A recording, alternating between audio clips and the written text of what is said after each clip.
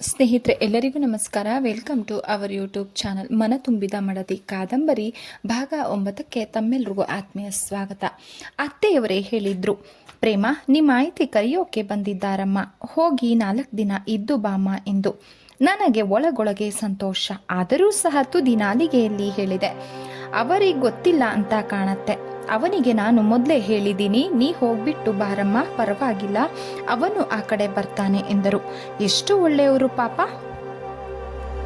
ನಾನು ಅತ್ತೆಯವರಿಗೆ ಮನಸ್ಸ ವಂದಿಸಿದೆ. ಕಾಫಿ ತಿಂಡಿ ಉಪಚಾರಗಳಾದ ನಂತರ ಹಿರಿಯರಿಗೆ ವಂದಿಸಿ ನಾವು ಹೊರಟಾಯಿತು. ಉದ್ದಕ್ಕೂ ಅಕ್ಕನ ಪ್ರಶ್ನೆಗಳು. ವಾರದಿಂದ ಎಷ್ಟು ಸಿನಿಮಾ ನೋಡಿದ್ಯೆ? ನನಗೆ ಮುಖಭಂಗವಾಯಿತು. ಏನಾದರೂ ಸಮರ್ಪಕ ಉತ್ತರ ಹೇಳಬೇಕಾಗಿತ್ತು. ಅಲ್ಲದೆ ನನಗಾಗಲೇ ನನ್ನ ಗಂಡನ ಬಗ್ಗೆ, ಅತ್ತೆಯವರ ಬಗ್ಗೆ ಬಹಳ ಆಸ್ತಿ ಅಭಿಮಾನ ಬಂದು ಬಿಟ್ಟಿದೆ. ಆದರೆ ವಿಧಿ ಇಲ್ಲದೆ ಸುಳ್ಳು ಹೇಳಿದೆ. ನೋಡೆ, ಅವರೇನೋ ಪಿಕ್ಚರ್ಗೆ ಹೋಗೋಣ ಅಂತ ಬಲವಂತ ಮಾಡ್ತಾರೆ. ಆದರೆ ಅವರನ್ನೆಲ್ಲ ಬಿಟ್ಟು ನಾವಿಬ್ರು ಹೋದ್ರೆ ಏನು ಚಂದ ಹೇಳು? ಅವರೆಲ್ಲ ನೀವಿಬ್ರು ಹೋಗ್ಬನ್ನಿ ಅಂತಾರೆ. ನನಗೇನೋ ಹಾಗೆ ಹೋಗೋದು ಇಷ್ಟ ಇಲ್ಲಮ್ಮ. ಹಾಗೆ ಸಾಯಂಕಾಲ ಎಲ್ಲಾದ್ರೂ ತಿರುಗಾಡಿ ಬರ್ತೀವಿ ಇಷ್ಟೇ. ಅವರೆಲ್ಲಾದರೂ ತುಂಬ ಒಳ್ಳೆಯವರಮ್ಮ. ನಂಗೇನೋ ನಮ್ಮನೆಯಲ್ಲಿ ಇದ್ದ ಹಾಗೆ ಇಲ್ಲಿ. ಅಕ್ಕ ಸ್ವಲ್ಪ ಅಸೂಹೆಯಿಂದಲೇ ಹೇಳಿದಳು. ಅಯ್ಯೋ ಹುಚ್ಚು ಹುಡುಗಿ, ಈಗಲೇ ಆ ಬಣ್ಣ ಎಲ್ಲ ಗೊತ್ತಾಗಲ್ವೇ? ನಮ್ಮನೆಯಲ್ಲೂ ಹೊಸ ಪರೀಲಿ ಹಾಗೆ ಇದ್ರು. 4 ದಿನ ಹೋದ್ರೆ ಎಲ್ಲ ಬಾಲ ಬಿಡ್ತಾರೆ. ನಾವು ಮೊದಲಿಂದಲೇ ಸ್ವಲ್ಪ ಬಿಗಿಯಾಗಿರ್ಬೇಕು ಅಂದ್ಲು. ಆ ಗಳಿಗೆಯಲ್ಲಿ ನನಗೆ ಅಕ್ಕ ಹೇಳಿದ್ದು ಸರಿ ಎನಿಸಿತು. ಇನ್ನು 8 ದಿನ ಆಗಿಲ್ಲ, ಈಗಲೇ ಏನು ತಿಳಿಯುತ್ತೆ ಅವರ ಬಂಡವಾಳ? ಎಲ್ಲ ನಸ್ಗುನ್ನಿಗಳು. ಅಕ್ಕ ಹೇಳಿದ ಹಾಗೆ ಸ್ವಲ್ಪ ಬಿಗಿಯಾಗಿರುವುದೇ ಒಳ್ಳೆಯದು.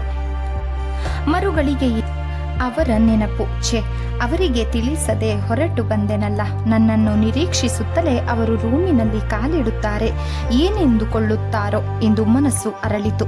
ಮನೆಗೆ ಬಂದೊಡನೆ ಎಲ್ಲರದು ಒಂದೇ ಮಾತು. 8 ದಿನಕ್ಕೆ ನೀನು ತುಂಬ ಬದಲಾಗಿ ಬಿಟ್ಟಿದ್ದಿ, ಏನಿಲ್ಲ ಎಂದ ನಾನು ನಕ್ಕೆ. ಆದರೆ ನನ್ನ ಬದಲಾವಣೆ ನನಗೆ ತಿಳಿದಿತ್ತು.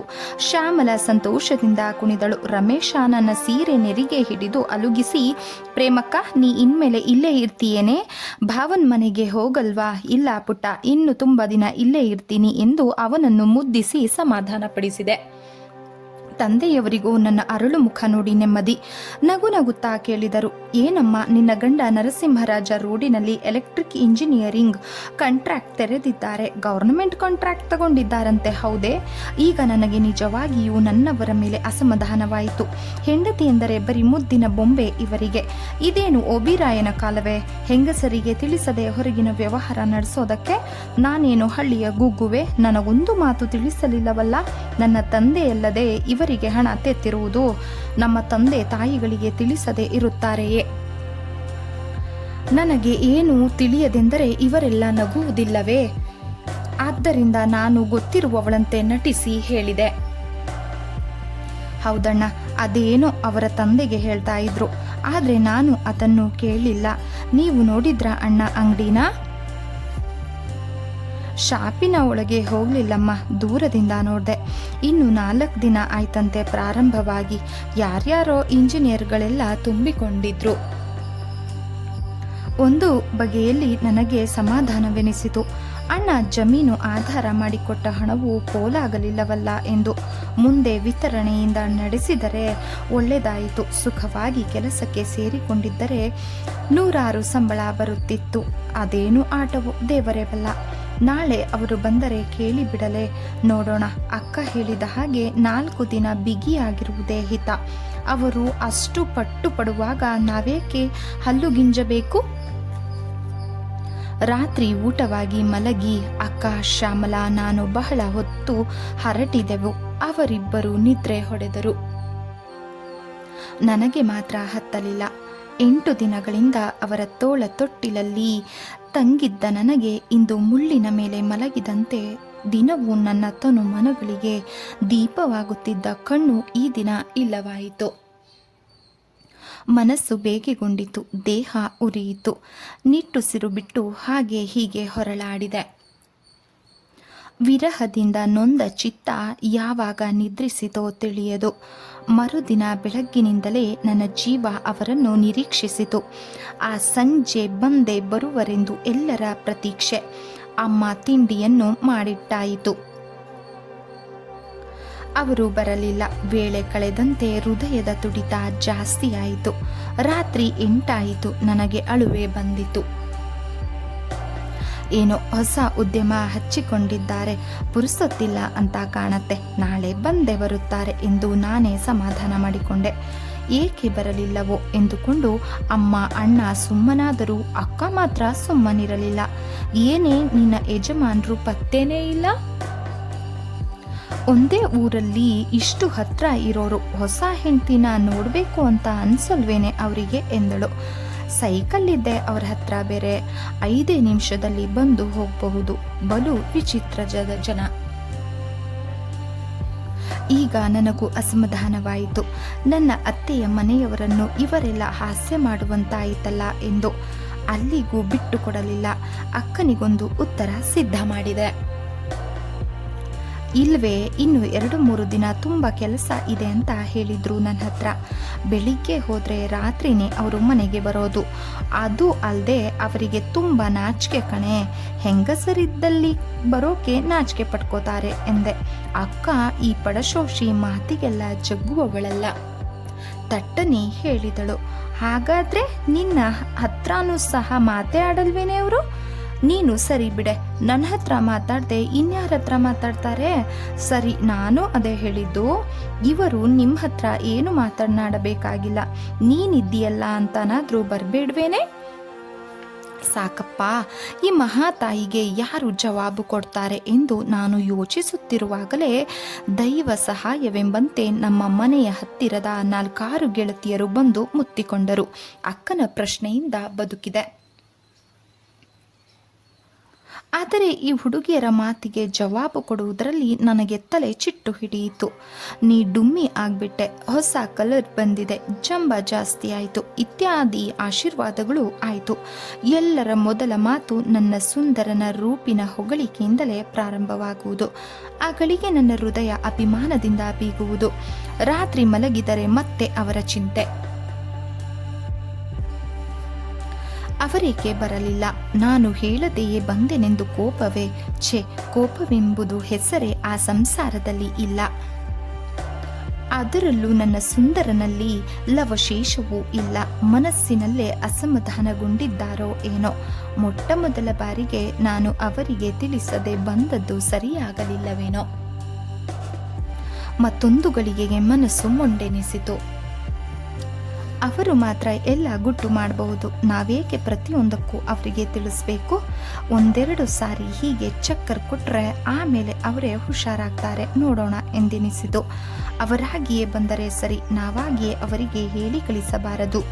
ಏನೋ ತಿಳಿಯದ ಹಾಗೆ ಇದ್ದು ಬಿಟ್ಟರಾಯಿತು ಎನಿಸಿತು. ಅತ್ತೆಯವರು ಅವರಿಗೆ ಹೇಳಲಿಲ್ಲವೇ? ಎದುರಿಗೆ ಇದ್ದಾಗ ಎಷ್ಟು ಮುದ್ದುಗೆರೆಯುತ್ತಾರೆ, ಈಗ ಕಣ್ಮರೆಯಾಗಿದ್ದಾಗ ನನ್ನ ನೆನಪೇ ಬರುತ್ತಿರಲಿಲ್ಲವೇ? ಹಣ ಕೈಗೆ ಸಿಕ್ಕಿದೆ, ನನ್ನ ನೆನಪೇಕೆ ಬಂದಿತು? ನನ್ನಿಂದಲ್ಲವೇ ಈ ಹಣ ಇವರ ಕೈ ಸೇರಿದ್ದು? ಮನುಷ್ಯನ ಹಣೆ ಬರಹವೇ ಇಷ್ಟು. ದುಡ್ಡು ಸಿಕ್ಕಿದರೆ ಎಲ್ಲವೂ ಮರೆತು ಹೋಗುತ್ತೆ. ಅಲ್ಲಂತೂ ಸಿನಿಮಾ ಗಿನಿಮಾ ಇಲ್ಲ. ಇಲ್ಲಾದರೂ ಒಂದು ದಿನ ಬಂದು ಕರೆದುಕೊಂಡು ಹೋಗಬಾರದೆ? ಇರಲಿ, ಈಗ ಅವರೇ ನನ್ನ ಕೈಲಿ ಸಿಕ್ಕಿ ಬಿದ್ದಿದ್ದಾರೆ. ಬಾಯಿ ಮುಚ್ಚಿಕೊಂಡೇ ಅವರಿಗೆ ಕೈ ಕೊಡಬೇಕು. ದೃಢ ಮನಸ್ಸು ಮಾಡಿ ನಿದ್ರೆ ಮಾಡಿದೆ. ಆದರೆ ಬೆಳಗಾಗುವುದರಲ್ಲಿ ನನ್ನ ದೃಢತೆ ಸಡಿಲವಾಗಿತ್ತು. ಹಠ ಮೊಂಡತನ ನನ್ನ ಹುಟ್ಟುಗುಣವಲ್ಲ. ಮದುವೆಯಾದ ಮೇಲೆ ನಾನು ಬೇಕಾಗಿಯೇ ಹಠ ಮಾಡಬೇಕೆಂದು ಪ್ರಯತ್ನಿಸುತ್ತಿದ್ದೆ. ಅನೇಕ ಬಾರಿ ನಾನೇ ಯೋಚಿಸುವೆ. ಗಂಡಸರು ಹೆಣ್ಣುಗಳಿಗಾಗಿ ಬಾಯಿ ಬಿಡುವುದನ್ನು ನೋಡಿದ್ದೇನೆ, ಕೇಳಿದ್ದೇನೆ, ಕತೆ ಕಾದಂಬರಿಗಳಲ್ಲಿ ಓದಿದ್ದೇನೆ. ಆದರೆ ನನ್ನದು ಅತಿರೇಕವಾಗಿದೆಯಲ್ಲ, ನಾನೇಕೆ ಅವರಿಗಾಗಿ ಚಿಂತಿಸಬೇಕು? ಅವರು ನನ್ನ ನೆನಪು ಇಲ್ಲದೆ ನಿಶ್ಚಿಂತೆಯಾಗಿ ಅಲೆದಾಡಿಕೊಂಡಿದ್ದಾರೆ. ಇನ್ನು ಹೊಸ ಪರಿ ಆದದ್ದರಿಂದ ನನಗೆ ಹೀಗಾಗುತ್ತಿರಬಹುದು. ಕ್ರಮೇಣ ಇದೆಲ್ಲ ಸರಿ ಹೋದಿತು. ಏನಾದರಾಗಲಿ, ಇವತ್ತೊಂದು ದಿನ ನೋಡುತ್ತೇನೆ. ನಾಳೆ ದಿನ ಯಾವುದಾದರೂ ಒಳ್ಳೆ ಪಿಕ್ಚರ್ಗೆ ನಾನು ಆಕಾಶ್ ಶ್ಯಾಮಲಾ ಹೋಗಿ ಬರಬೇಕು. ಇಷ್ಟರ ಮೇಲೆ ಅವರು ಬಂದರೆ ಬರಲಿ, ಬಂದರೆ ಹೋಗುತ್ತಾರೆ ಅಷ್ಟೆ. ಮರುದಿನ ನಾವು ಸಿನಿಮಾಗೆ ಹೋಗುವ ವಿಷಯ ಅಮ್ಮನೊಡನೆ ತಿಳಿಸಿದೆವು. ಆದರೆ ಅಮ್ಮ ಸುತಾರಾಮ್ ಒಪ್ಪಲಿಲ್ಲ. ನಾಚಿಕೆ ಕೇಡು, ಏನ್ರೇ ಇದು? ಅವತ್ತಿನಿಂದ ಅವರು ಈ ಕಡೆ ಬಂದಿಲ್ಲ, ಇವತ್ತು ಬಂದರೂ ಬರ್ಬೋದು. ನೀನು ಮನೆಯಲ್ಲಿ ಇಲ್ಲದೆ ಇದ್ರೆ ಏನು ತಿಳಿದುಕೊಂಡಾರು? ಸಿನಿಮಾ ನೋಡೋದು ಎಲ್ಲಿ ಹೋಗುತ್ತೆ? ಇವತ್ತು ಬೇಡ ಅಷ್ಟೇ ಅಂದರು. ಆದರೂ ಅವ್ರು ಬಂದು ಹೋದ್ಮೇಲೆ ಬೇಕಾದ್ರೆ ಒಂದಿನ ಹೋಗಿ ಬನ್ನಿ ಎಂದರು ಅಮ್ಮ. ನಮ್ಮ ಮನೆಯಲ್ಲಿ ಎಂದೂ ಹೆಣ್ಣು ಮಕ್ಕಳನ್ನು ಬೇಕಾಬಿಟ್ಟಿಯಾಗಿ ಬಿಡುತ್ತಿರಲಿಲ್ಲ. ಅಣ್ಣ ಯಾವ ಮಾತಿಗೂ ಬರದಿದ್ದರೂ ಅಮ್ಮನ ಮಾತನ್ನು ನಾವು ಮೀರುವಂತಿರಲಿಲ್ಲ. ಅಮ್ಮ ಸಿನಿಮಾ ಯಾತ್ರೆ ನಿಂತಿತ್ತು. ಅಕ್ಕನಿಗೆ ಬೇಜಾರು. ಆಮೇಲೆ ನಾನೇ ಹೇಳಿದೆ, ನೀವಿಬ್ಬರು ಹೋಗಿ ಬನ್ನಿ, ನನಗೋಸ್ಕರ ನೀವ್ಯಾಕೆ ಕಾಯ್ಕೋಬೇಕು? ನಾನು ಯಾವಾಗಲಾದರೂ ಹೋಗ್ತೀನಿ ಎಂದು. ಅಕ್ಕ ನಿಧಾನವಾಗಿ ಉತ್ತರ ಕೊಟ್ಟರು. ಆ ವಿಷಯ ನನಗೂ ಗೊತ್ತಮ್ಮ, ನಾನು ಬೇಕಾದಷ್ಟು ಸಿನಿಮಾ ನೋಡ್ತೀನಿ ಕೂಡ. ಏನೋ ಒಂದ್ಸಾರಿ ಜೊತೆಯಲ್ಲಿ ಹೋಗಿ ಬರೋಣ ಅಂತ ಅಂದೆ. ನಾನು ನೀನು ಒಟ್ಟಿಗೆ ಹೋಗೋದು ಇನ್ನು ಯಾವಾಗಲೋ. ಅಮ್ಮ ಬೇಡ ಅಂದಲ್ಲ ಬಿಡು. ಅಕ್ಕನಿಗೆ ಅಸಮಾಧಾನವಾಯಿತೆಂದು ತಿಳಿಯಿತು. ಅವಳು ಇನ್ನು 3-4 ದಿನಗಳಲ್ಲಿ ಹೊರಡುವವಳಿದ್ದಳು. ನನ್ನ ಮದುವೆಯಿಂದ ಎಲ್ಲರೂ ಸಂತೋಷಗೊಂಡಿದ್ದರು. ಇದೊಂದು ಸಣ್ಣ ವಿಷಯಕ್ಕೆ ಅವಳು ಬೇಜಾರು ಮಾಡಿಕೊಂಡರೆ ಏನು ಚೆನ್ನ? ಮತ್ತೊಮ್ಮೆ ಅಮ್ಮನಿಗೆ ವಿಷಯ ತಿಳಿಸಿದೆ. ಅಮ್ಮ, ಅವರು ಬಂದರೂ 6 ಗಂಟೆ ಮೇಲೆ ಬರ್ತಾರಮ್ಮ, ನಾವು ಮ್ಯಾಟ್ನಿಗೆ ಹೋಗಿ ಬರ್ತೀವಿ ಎಂದು. ಈಗ ಅಮ್ಮ ಬೇಡವೆನ್ನಲಿಲ್ಲ. ಏನಾದರೂ ಮಾಡ್ಕೊಳ್ರೆ, ಯಾರು ನಿಮಗೆ ಹೇಳೋರು ಎಂದು ಬಿಟ್ಟರು. ನಾವು ಸಡಗರದಿಂದ ಹೊರಟೆವು. ನನ್ನ ಮನಸ್ಸು ಮಾತ್ರ ಅಳುಕುತ್ತಲೇ ಇತ್ತು. ಸಾಮ್ರಾಟ ಚಂದ್ರಗುಪ್ತ ನೋಡಿ ಬಂದೆವು. ಆದರೆ ಮನೆ ಬಾಗಿಲಿಗೆ ಬರುವಾಗಲೇ ಕಾದಿತ್ತು ನಮಗೆ ಅಮ್ಮನ ನಿಷ್ಠೂರ. ಎಂಥ ಕೆಲಸ ಅನ್ರಿ ನಿಮ್ಮದು? ನಾ ಹೇಳಿದ ಹಾಗೆ ಆಯಿತು ನೋಡು. 5 ಗಂಟೆಗೆ ಸರಿಯಾಗಿ ಅವರು ಬಂದರು ನೋಡು. ಪಾಪ, ರಾಶಿ ಹೂವು ತಿಂಡಿ ಎಲ್ಲ ತಗೊಂಡು ಬಂದಿದ್ರು. ಒಬ್ಬರು ಇಲ್ಲ ಮನೇಲಿ. ಆಗ ತಾನೇ ಅವರು ಎಲ್ಲೋ ಹೋಗಿದ್ರು ನೋಡು. ತಿಂಡಿ ಎಲ್ಲ ರಮೇಶನ ಕೈಯಲ್ಲಿ ಕೊಟ್ಟು ಹೊರಟೇ ಬಿಟ್ರು. ಕೂತ್ಕೊಂಡು ಯಾರ ಹತ್ರ ಮಾತಾಡಬೇಕು? ಅವರು ಸಿನಿಮಾಗೆ ಹೋಗಿದ್ದೀರಿ ಅಂತ ಹೇಳೋಕೆ ನನಗೆ ಹೀನಾಯವಾಯಿತು ಗೊತ್ತಾ. ನನ್ನ ತಂಗಿ ಮನೆಗೆ ಹೋಗಿದ್ದಾರೆ ಅಂತ ಸುಳ್ಳು ಹೇಳಬೇಕಾಯಿತು ಎಂದರು ಅಮ್ಮ.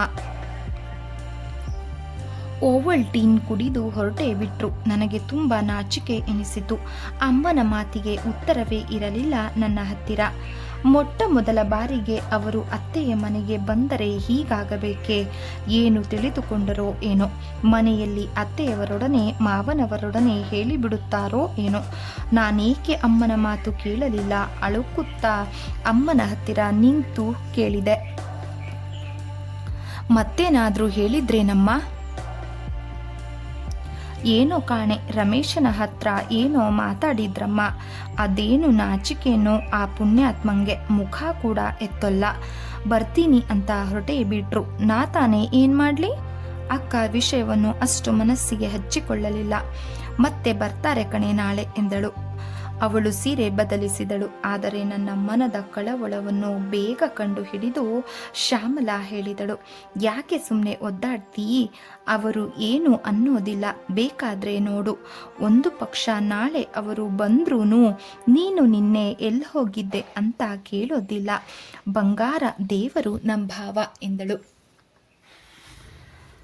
ಅವಳ ಮಾತು ನನಗೆ ಬಲು ಮುದವೆನಿಸಿತು.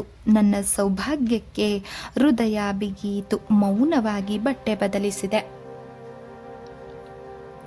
ಅಷ್ಟರಲ್ಲೇ ರಮೇಶ ಅವರು ತಂದಿದ್ದ ತಿಂಡಿಗಳನ್ನು ಒಂದು ತಟ್ಟೆಯಲ್ಲಿಟ್ಟುಕೊಂಡು ನನ್ನ ಮುಂದೆ ಹಿಡಿದು ಕೇಳಿದ, ನೋಡೆ ಪ್ರೇಮಕ್ಕ, ಅವತ್ತೊಂದಿನ ನಿನ್ನ ಮದುವೆ ಮಾಡ್ಕೊಂಡ್ರಲ್ಲ ಇನ್ನೊಬ್ಬ ಭಾವ, ಅವರು ನನಗೆ ಎಷ್ಟೊಂದು ತಿಂಡಿ ತಂದು ಕೊಟ್ಟಿದ್ದಾರೆ, ನಿಂಗೂ ಸ್ವಲ್ಪ ಕೊಡ್ತೀನಿ ಬಾರೆ ಎಂದ. ಇದುವರೆಗೆ ನನ್ನ ಮೆದುಳಿಗೆ ಕವಿದ ಮೋಡ ಪಕ್ಕನೆ ಚದುರಿ ಹೋಯಿತು. ಎಲ್ಲರೂ ಬಿದ್ದು ಬಿದ್ದು ನಕ್ಕರು. ಸೋಹನ್ ಪಸ್ಟಿ, ಬಾದುಷಾ, ಖಾರದ ಗೋಡಂಬಿ ಪೊಟ್ಟಣಗಳು ಇದ್ದವು ತಟ್ಟೆಯಲ್ಲಿ. ಹೋಟೆಲ್ನ ತಿಂಡಿಗಳಾದರೇನು, ನನಗಾಗಿ ಎಲ್ಲವೇ ಅವರು ತಂದಿದ್ದು. ಅಲ್ಲೇ ಟೇಬಲ್ಲಿನ ಮೇಲೆ ಹೂವಿನ ಪೊಟ್ಟಣವಿತ್ತು. ಅದನ್ನು ಬಿಚ್ಚಿ ನೋಡಿದೆ. 4 ದುಂಡು ಮಲ್ಲಿಗೆಯ ದಂಡೆ, 4 ಕನಕಾಂಬರಿಯ ದಂಡೆ. ಎಷ್ಟು ಪ್ರೀತಿಯಿಂದ ಹೊತ್ತು ತಂದರೋ ಪಾಪ. ಹೂ ಮುಡಿದ ನನ್ನ ಮುಡಿಯನ್ನು ಮುಡಿಸುವುದೆಂದರೆ ಅವರಿಗೆಷ್ಟು ಪ್ರಿಯ, ಎಷ್ಟು ಜಾಣರು ಅವರು. ಎಲ್ಲರಿಗೂ ದಂಡೆ ತಂದಿದ್ದಾರೆ. ಯೋಚಿಸುತ್ತಲೇ ನನ್ನ ಕೈ ಕೆಲಸ ಮಾಡಿತು. ಎಲ್ಲರಿಗೂ ತಿಂಡಿ ಹಂಚಿದೆ, ಹೂವು ಕೊಟ್ಟೆ. ನಾನು ಮುಡಿದು ಕನ್ನಡಿಯ ಮುಂದೆ ನಿಂತೆ. ನನಗೆ ಬಲು ದುಃಖ ಬಂತು. ಅದನ್ನು ಆಗ್ರಹಣಿಸಲು ನನ್ನ ಹಿಂದೆ ಅವರು ಇರಲಿಲ್ಲ. ಹೊರಗಡೆಯಿಂದ ಸೂರಪ್ಪನವರು ಅಣ್ಣನು ಮಾತಾಡುತ್ತಾ ಒಳಗೆ ಬರುತ್ತಿದ್ದರು. ನಾನು ತಿರುಗಿ ನಿಂತೆ. ಸೂರಪ್ಪನವರು ಅಲ್ಲಿಂದಲೇ ಗಟ್ಟಿಯಾಗಿ ಮಾತಾಡಿದ್ರು. ಏನಮ್ಮ, ಆಗ್ಲೇ ನಿನ್ನ ಗಂಡ ಓಡಿ ಬಂದ? ನಮ್ಮನೆಗೂ ಬಂದಿದ್ದ, ಆಗಲೇ ಕರೆ ಬಂತೇನು ನಿನಗೆ? ಅವರು ಸಹಜವಾಗಿ ಹೇಳಿದ ಮಾತು ಕೇಳಿ ನನಗೆ ದಿಕ್ಕು ತೋರದಾಯಿತು. ಅಣ್ಣನಿಗೆ ನಾವು ಸಿನಿಮಾಗೆ ಹೋಗಿದ್ದು ತಿಳಿಯದು, ತಿಳಿದರೆ ಏನಂತಾರೋ. ನನಗೆ ಏನೂ ತೋರದೆ ಅಳುಮುಖದಿಂದ ನಕ್ಕೆ. ಅವರು ಸೂರಪ್ಪನವರ ಮನೆಯಲ್ಲಿ ನಾವು ಇಲ್ಲದ ವಿಷಯ ಹೇಳಿಲ್ಲವೆಂದು ಖಾತ್ರಿಯಾಯಿತು. ಅಕ್ಕ, ಶ್ಯಾಮಲ ಇಬ್ಬರು ನನ್ನ ಮುಖ ನೋಡಿದರು. ಸುಮ್ಮನಿರು ಎಂದು ಸನ್ನೆ ಮಾಡಿದೆ.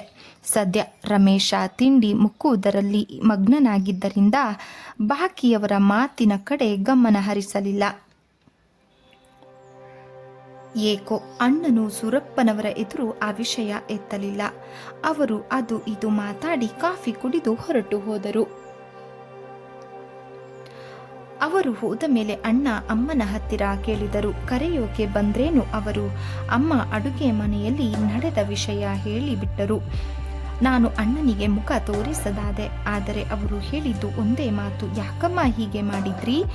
ನಾನು ಅಪರಾಧಿಯಂತೆ ಜೀವ ಮುರಿದು ಕುಳಿತೆ. ಮತ್ತೆ 4 ದಿನ ನಿರೀಕ್ಷಿಸಿದೆ, ಬರಲಿಲ್ಲ. ಅಷ್ಟರಲ್ಲೇ ಅಕ್ಕನಿಗೆ ಗಂಡನಿಂದ ಕರೆ ಬಂದಿತ್ತು. ಅಕ್ಕ ಹೊರಟು ನಿಂತಳು. ಔತಣ ಉಡುಗೊರೆಗಳಾಯಿತು. ಭಾವ ಬರಲಿಲ್ಲವಾದ್ದರಿಂದ ಅಣ್ಣನೇ ಹೋಗಿ ಬಿಟ್ಟು ಬಂದರು. ಮತ್ತೆರಡು ದಿನ ಕಳೆಯಿತು, ಅವರ ಪತ್ತೆ ಇಲ್ಲ. ಈಗ ನನಗೆ ತಡೆಯಲಾರದಾಯಿತು. ಇನ್ನೂ ಒಂದು ಗಳಿಗೆಯೂ ತಾಯಿಯ ಮನೆಯಲ್ಲಿ ಇರಲಾರೆ ಎಂದೆನಿಸಿತು. ಉದಾಸೀನವಾಗಿ ಇದ್ದು ಬಿಡಬೇಕೆಂದು ಎಷ್ಟೋ ಪ್ರಯತ್ನಿಸಿದೆ. ಆದರೆ ಗಳಿಗೆಗೂ ಮನಸ್ಸು ಸೋಲುತ್ತಿತ್ತು. ಅವರು ಕರೆಯಲು ಬರಲಿಲ್ಲ. ನಾನಾಗಿಯೇ ಏಕೆ ಹೋಗಲಿ, ನೋಡೋಣ. ಇನ್ನೆರಡು ದಿನ ಮತ್ತು 2 ದಿನ ಕಳೆಯಿತು. ದಿನ ಕಳೆಯಿತು ನಿಜ, ಆದರೆ ತನ್ನ ತಳಮಳ ತನಗೆ ಮಾತ್ರ ಗೊತ್ತು. ಕಾಲೇಜಿಗೆ ರಜವಿದ್ದುದರಿಂದ ಗೆಳತಿಯರು ಹರಟೆಗೆ ಬರುತ್ತಿದ್ದರು. ವಿಧಿ ಇಲ್ಲದೆ ಅವರೊಡನೆ ಮಾತಾಡುತ್ತಿದ್ದೆ. ಕೊನೆಗೆ ತಡೆಯಲಾರದೆ ಒಂದು ದಿನ ಅಮ್ಮನ ಹತ್ತಿರ ಹೇಳಿದೆ. ಅವರ್ಯಾಕೋ ಮತ್ತೆ ಬರಲಿಲ್ಲ, ನಾನೇ ಹೋಗ್ತೀನಮ್ಮ. ಅಮ್ಮ ವಿಸ್ಮಯದಿಂದ ತಲೆ ಎತ್ತಿ ಕೇಳಿದಳು, ಯಾಕೆ, ನೀನೇ ಬಂದು ಬಿಡೋದು ಅಂತ ಹೇಳಿದ್ರೇನು? ಹಾಗೇನಿಲ್ಲಮ್ಮ, ನಾ ಬಂದು ಆಗ್ಲೇ 20 ದಿನ ಆಯ್ತಲ್ವಾ. ಅವರು ಯಾರು ಬರೋ ಹಾಗೆ ಕಾಣಲಿಲ್ಲ, ನಾನೇ ಹೋಗ್ತೀನಿ. ಆಗಲಿ, ನೋಡೋಣಂತೆ ಅಷ್ಟೇ ಅಂದರು ಅಮ್ಮ. ಆಮೇಲೆ ಅಣ್ಣನ ಹತ್ತಿರ ಹೇಳುತ್ತಿದ್ದರು, ಪ್ರೇಮ ಮನೆಗೆ ಹೋಗಬೇಕು ಅಂತಾಳೆ. ಅವರ್ಯಾರು ಮತ್ತೆ ಈ ಕಡೆ ಬರಲೇ ಇಲ್ಲ. ಏನು ಮಾಯೇನೋ, ಅವಳಿಗಾಗಲೇ ಆ ಕಡೆ ಗೀಳು ಹತ್ಬಿಟ್ಟಿದೆ. ಅಣ್ಣ ನಕ್ಕು ಹೇಳಿದರು, ಹೆಣ್ಣು ಮಕ್ಕಳು ಹಾಗಿದ್ರೆ ಒಳ್ಳೆಯದೇ ಬಿಡು. ನಾಳೆನೋ ನಾಡಿದ್ದೋ ಒಳ್ಳೆಯ ದಿನಗಳಲ್ಲಿ ನೀನೇ ಕರ್ಕೊಂಡು ಹೋಗಿ ಬಿಟ್ಟು ಬಾ. 100 ಮೈಲಿ ಏನೂ ಇಲ್ವಲ್ಲ, ದಿನ ನೋಡಬಹುದು ಎಂದರು. ನನಗೆ ಸ್ವಲ್ಪ ಸಮಾಧಾನವಾಯಿತು. ಮತ್ತೆರಡು ದಿನಕ್ಕೆ ನನ್ನ ಪ್ರಯಾಣ ನಿಶ್ಚಿತವಾಯಿತು. ಶ್ಯಾಮಲ ಬಡಿವಾರದಿಂದ ಹೇಳಿದಳು, ಹೊರಡೋರೆಲ್ಲ ಹೊರಡ್ರಮ್ಮ, ನಾ ಇಲ್ಲೇ ಇರ್ತೀನಿ ಅಮ್ಮನ ಜೊತೆಗೆ. ಆ ದಿನ ಪುನಃ ಪಾಯಸದ ಊಟವಾಯಿತು. ಅಕ್ಕ ಇದ್ದಾಗಲೇ ಮದುವೆಯಲ್ಲಿ ತೆಗೆಸಿದ ಫೋಟೋ ಬಂದಿತು. ಅಕ್ಕನ ಮದುವೆಯ ಫೋಟೋ ಜೊತೆಯಲ್ಲೇ ಇದನ್ನ ಹಾಕಿದರು. ಏನು ಹೇಳಲಿ ಆ ವೈಭವ. ಅವರ ಪಕ್ಕದಲ್ಲಿಯೇ ಕುಳಿತಿದ್ದ ನಾನು ಬಹಳ ಮಂಕಾಗಿ ತೋರಿದೆ. ಅವರ ಮುಖದಲ್ಲಿಯೇ ಹುಟ್ಟಿ ಬೆಳೆದ ಮೃದುಹಾಸ ಈ ಫೋಟೋದಲ್ಲಿ ತಾನಾಗಿಯೇ ವಿರಾಜಿಸುತ್ತಿತ್ತು. ಫೋಟೋದ ಇನ್ನೊಂದು ಕಾಫಿಯನ್ನು ನಾನು ತೆಗೆದುಕೊಂಡು ಹೊರಟೆ. ಅಣ್ಣನಿಗೆ ರಜಾ ಇದ್ದುದರಿಂದ ಅವರು ಹೊರಟರು. 3 ಜನಗಳಾಗುತ್ತೇವೆಂದು ರಮೇಶನನ್ನು ಕರೆದುಕೊಂಡಾಯಿತು. ಉಳಿದವಳು ಶ್ಯಾಮ ಒಬ್ಬಳೆ. ನಾನು ಅವಳನ್ನು ಕರೆದೆ. ನೀನು ಬಂದ್ಬಿಡೆ, ಒಬ್ಬಳೆ ಯಾಕಿರ್ತಿ ಮನೇಲಿ ಎಂದು. ಹಾಗೆ ಒಂದೇ ಸಾರಿ ಮನೆ ಬಾಗಿಲು ಹಾಕ್ಕೊಂಡು ಎಲ್ಲರೂ ಹೋಗಬಾರದು ಕಣೆ, ಇರ್ತೀನಿ ಪರವಾಗಿಲ್ಲ ಎಂದಳು. ದೊಡ್ಡ ಮುದುಕಿಯಂತೆ ಮಾತನಾಡಿದಳು. ನಾನು ಅಂಜುತ್ತಾ ಅಳುಕುತ್ತಾ ಅತ್ತೆಯ ಮನೆಗೆ ಹೊರಟೆ. ಸ್ನೇಹಿತರೆ, ಈ ಒಂದು ಕಾದಂಬರಿ ತಮಗೆ ಇಷ್ಟ ಆದರೆ ದಯವಿಟ್ಟು ಲೈಕ್ ಮಾಡಿ, ಸಬ್ಸ್ಕ್ರೈಬ್ ಮಾಡಿ, ಸಪೋರ್ಟ್ ಮಾಡಿ ಫ್ರೆಂಡ್ಸ್. ಕಾದಂಬರಿ ಹೇಗಿತ್ತು ಅನ್ನೋದನ್ನು ಕಮೆಂಟ್ ಮೂಲಕ ತಿಳಿಸಿ. ಧನ್ಯವಾದಗಳು, ನಮಸ್ಕಾರ.